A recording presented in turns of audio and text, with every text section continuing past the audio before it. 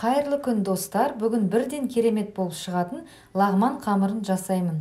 Ең алдымен алдын ала үккіштен өткізілген ұнымызға жұмыртқаны қосып, кейін аз мөлшерден су құятын боламыз. Барлық суды бірден құйсаңыздар, қамырларыңыз жұмсақ болып кетеді. Қамырымызды қатты илеуіміз керек.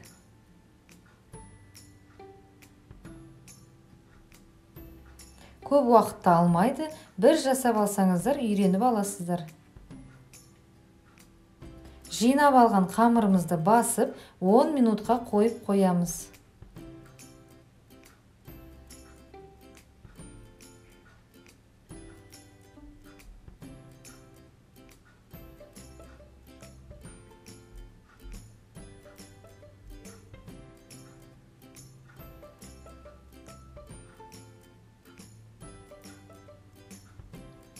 Он минут өткен соң тағы бір басып 15 минутқа қоямыз.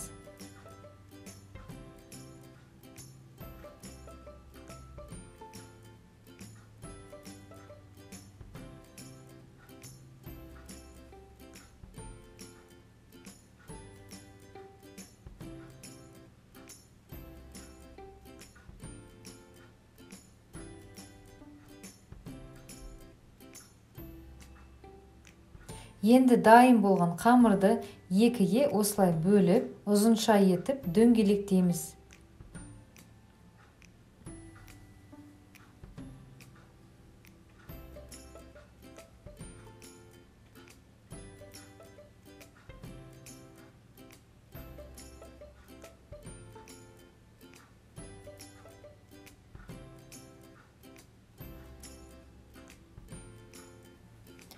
Және екіншісінде дәл солай жасап, үстіне май жағамыз, салафанмен жауып 5 минутқа қойып қоямыз.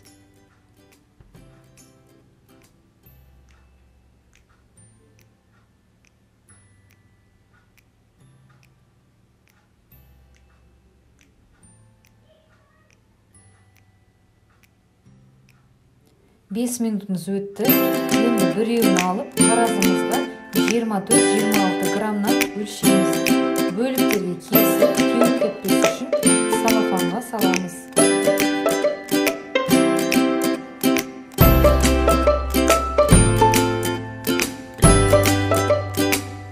Енді міне осылай бір-бірден алып жаямыз.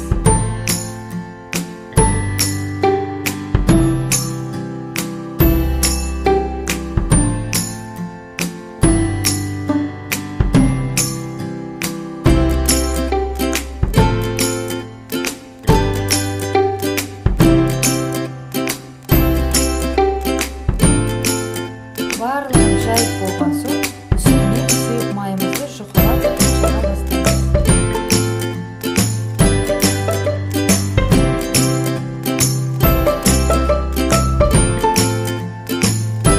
Осы жасап болған қамырымызды 20 минут бойы жайып қоямыз.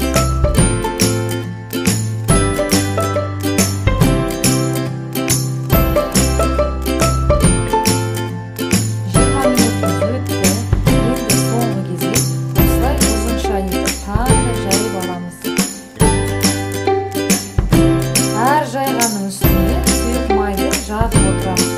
Сонда қамырымыз майға сіңіп, оңай созылатын болады.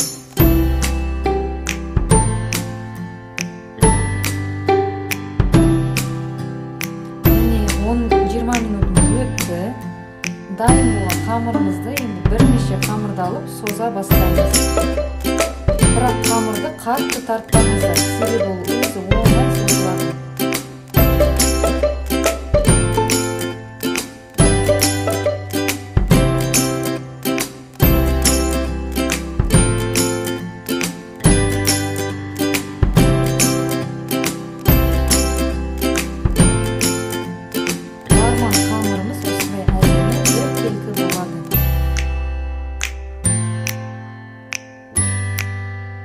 Суымызды қайнатып алып, лағман қамырымыздың барлығын салып, шанышқының көмегімен арасын ашамыз.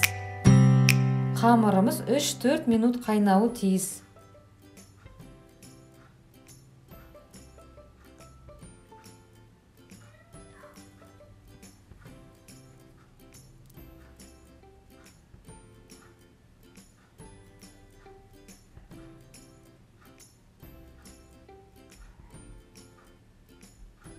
Кейін дайын болған қамырымызды алдымен суық суға салып аламыз.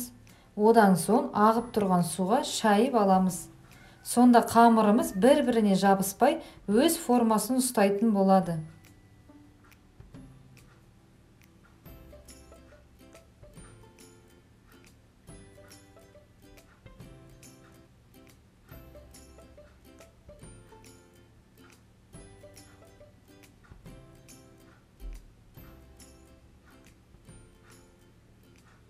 Үстіне өздеріңіздің қалауларыңыз бойынша құймасын құясыздар. Астарыңыз дәмді болсын.